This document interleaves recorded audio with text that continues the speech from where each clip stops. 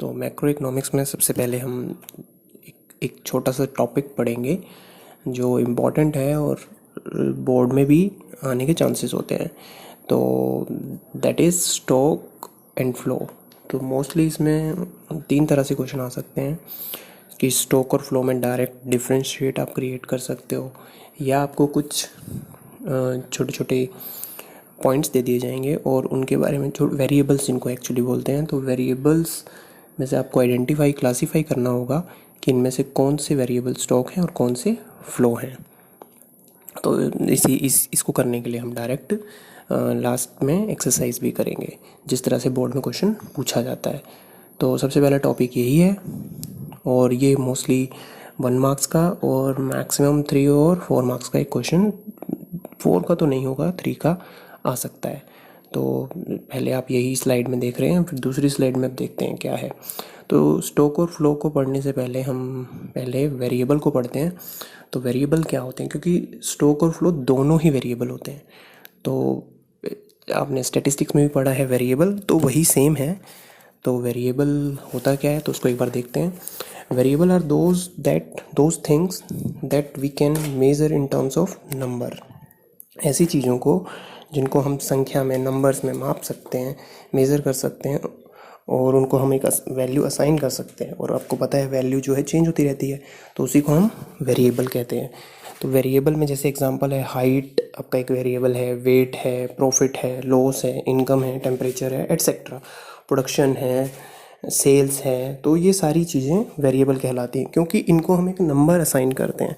आपने जितने भी 11th में क्वेश्चंस करे होंगे तो उनमें देखा होगा कि किसी स्टूडेंट की हाइट इतनी होती है, किसी का वेट 55 kg है, किसी का 60 है। तो दीज ऑल आर वेरिएबल्स। तो इसीलिए मैक्रो इकोनॉमिक्स में वेरिएबल दो तरह के हो जाते हैं, stock variables and flow variables. तो इन्हीं को हमें स्टडी करना है। तो सबसे पहले पढ़ते हैं स्टॉक वेरिएबल। स्टॉक, आपको कुछ इसमें पॉइंट्स ध्यान रखने हैं जो शायद नहीं, जो मैंने अंडरलाइन भी किए हैं।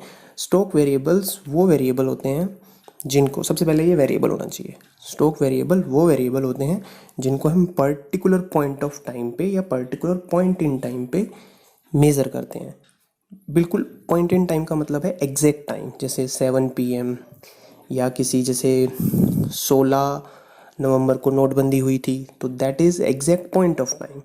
तो उसी को बोलते हैं स्टॉक वेरिएबल, जिनको मेज़र किया जाता है। मेज़र, आपको ये ध्यान रखना है, मापा जाता है कि वो उस समय बिंदु पे, निश्चित समय बिंदु पे वो कैसा है। एग्जाम्पल है जैसे आज की डेट में, या मान लो इसमें एग्जाम्पल में लिखा है कि 31 दिसंबर 2019 को आपके गोडाउन में या किसी गोडाउन में गुड्स का कितना स्टॉक रखा है। फिनिश्ड गुड्स का भी हो सकता है, रॉ मटेरियल का भी हो सकता है। आपके पास किसी समय में कितनी वेल्थ है, जैसे आपके पास कितना बैंक में बैलेंस है, कितने फार्म हाउस हैं, कितनी बंगला हैं, कार हैं, गोल्ड है। तो ये सारा वेल्थ भी एक पर्टिकुलर पॉइंट ऑफ टाइम पे मेज़र होता है। ऐसे ही कैपिटल, अगर आप कॉमर्स के स्टूडेंट होंगे, अकाउंट्स के स्टूडेंट होंगे, तो आपने देखा होगा बैलेंस शीट में जब दिखाते हैं हम कि कैपिटल एज ऑन, एक पर्टिकुलर डेट पे आपकी एक कंपनी की कैपिटल होती है। मनी सप्लाई आपसे मैं एक सवाल पूछना चाहूँगा, अब सामने से जवाब तो नहीं है और शायद आपको पता भी होगा, मनी सप्लाई कौन करता है। तो मनी सप्लाई आपको पता है RBI द्वारा की जाती है। RBI मनी सप्लाई करता है। पैसे देश में कौन डालता है, बैंकों में कौन डालता है, कौन भेजता है, RBI। तो इसीलिए मनी सप्लाई की भी जो मेजरमेंट होती है, जो RBI करता है, इसको एक पर्टिकुलर पॉइंट ऑफ टाइम पे करता है कि आज एक पर्टिकुलर डेट में कंट्री में मनी का कितना स्टॉक है, मनी कितनी है। पॉपुलेशन भी हम एक पर्टिकुलर पॉइंट ऑफ टाइम पे ही मेज़र करते हैं, तो इसीलिए कि स्टॉक है। ऐसे ही balance in a bank account, जो शायद हम डिस्कस कर चुके हैं, एट्सेट्रा। तो ऐसे बहुत सारे वेरिएबल होते हैं जिनको हम एक पर्टिकुलर पॉइंट ऑफ टाइम पे मेज़र करते हैं। याद रखिएगा, पॉइंट ऑफ टाइम पे क्या करते हैं, मेज़र करते हैं। तो इसीलिए इन वेरिएबल्स को हम बोलते हैं स्टॉक वेरिएबल। ठीक है, तो इसके कुछ फीचर इसी से निकल कर आते हैं कि स्टॉक वेरिएबल में कोई टाइम डायमेंशन नहीं होता है, मतलब टाइम की कोई लेंथ नहीं होती है। तो इन्हीं को हम स्टॉक वेरिएबल कहते हैं। तो इसी का मतलब क्या है, it is a static concept. Static means fixed concept. तो this is about stock variable. Now we move on flow variable. Flow variable अब इसका अपोजिट है। फ्लो वो वेरिएबल होते हैं मैक्रो इकोनॉमिक्स में जिनको हम एक पीरियड ऑफ टाइम में स्टडी करते हैं। Period of time means length of time. वो लेंथ ऑफ टाइम आपका आवर्स भी हो सकता है कि मैंने 2 घंटे में ये काम किया, 2 घंटे, 4 दिन का मेरा ये असाइनमेंट था, इतने मेरे को वीक्स लग गए इस चीज़ को प्रिपेयर करने में, ये इतने मंथ की ट्रेनिंग है, इतने ईयर्स लग गए इस प्रॉफिट को अर्न करने में। तो ये सारा टाइम ड्यूरेशन है। तो जिनको ऐसे वेरिएबल जिनको हम एक पीरियड ऑफ टाइम में स्टडी करते हैं उनको हम फ्लो वेरिएबल कहते हैं। For examples national income. अब आपको नाम से थोड़ा पता लग रहा होगा कि जो भी इनकम है, इनकम जैसे आपके मम्मी पापा कमाते हैं तो वो एक महीने में अर्न होती है, एक महीने की इनकम है। तो that takes time, length of time, that's why it is consider as flow variable.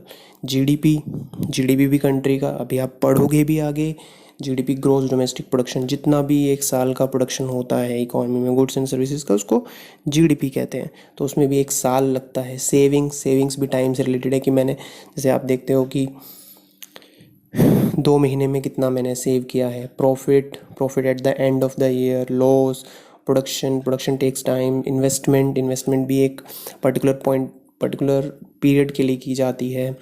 Change in money supply, ये मैंने लास्ट में एग्जांपल इसलिए डाला है क्योंकि अगर आपसे पूछा जाए कि मनी सप्लाई क्या है, तो मनी सप्लाई एक स्टॉक वेरिएबल है, लेकिन चेंज इन मनी सप्लाई होने में टाइम लगता है। That is it is taken as flow variable. तो इसी से इसके फीचर्स भी निकल कर आते हैं। फ्लो वेरिएबल वो होते हैं जिनमें टाइम डायमेंशन होता है, आपको पता लग गया होगा, और इसीलिए ये एक डायनेमिक क्या है, कंसेप्ट है। तो ये डिफरेंस आप इजीली कर सकते हैं। तो पहला फॉर्म ऑफ क्वेश्चन यही है कि what is the basic difference between stock variable and flow variables. तो आप सबसे पहले मीनिंग लिखेंगे, फिर उसके बाद एग्जांपल्स लिखेंगे, और देन ये 2 पॉइंट्स आप लिख सकते हैं। तो आपका ये डिफरेंस हो जाएगा। अब हम एक्सरसाइज की तरफ मूव करते हैं। तो आप ये, आई होप आप ये एक्सरसाइज ट्राई करके देखेंगे। आपको इनमें से क्लासीफाई करना है, आइडेंटिफाई करना है which variable are stock variable and which variable are flow variables. तो प्लीज़ इस एक्सरसाइज को आप कीजिए, कमेंट्स में अपने आंसर दीजिए, और मैं आपके साथ इसके नेक्स्ट क्लास में आंसर शेयर करूँगा। आई होप आप कर सकते हैं। और क्वेश्चन को बोर्ड में पूछने का तरीका यही है, straight forward, difference between, and इस तरह आपको पॉइंट्स में दे दिए जाएंगे, वेरिएबल, स्टॉक वेरिएबल या फ्लो वेरिएबल, और आप इसमें से इजीली क्लासीफाई कर सकते हैं। Thank you very much. एक डायग्राम की मदद से जिसको हम वाटर टैंक एग्जांपल भी बोलते हैं, तो उसमें आप देखेंगे, मैं डायग्राम से बताना चाह रहा हूँ कि ये एक टैंक बना देता हूँ मैं। This is our tank, okay. और ये इसका है इधर टैप,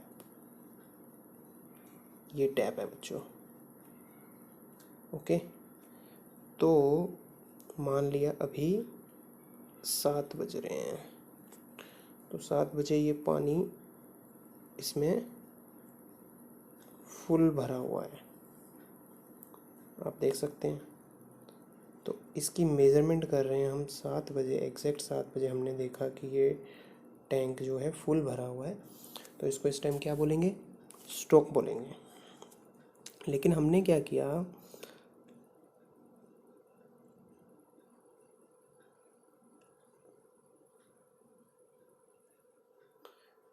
आधे घंटे के लिए इस टैप को खोल दिया, तो इसमें से पानी निकलेगा, निकला, आधा घंटा निकला। आधे घंटे बाद इतना पानी बचा, तो अब ये जो पानी निकल गया इसको बोलेंगे फ्लो। क्या बोलेंगे, फ्लो, क्योंकि इसमें एक ड्यूरेशन लगी है जो कि है 30 मिनट, 30 मिनट। तो 30 मिनट्स के अंदर ये जो पानी है ये निकल गया। तो अब इसके बाद जो बचा है वो इतना पानी बचा है और उसकी मेज़रमेंट हमने कब की? 7:30 बजे एग्जैक्ट। इसको दोबारा क्या बोलेंगे? स्टॉक।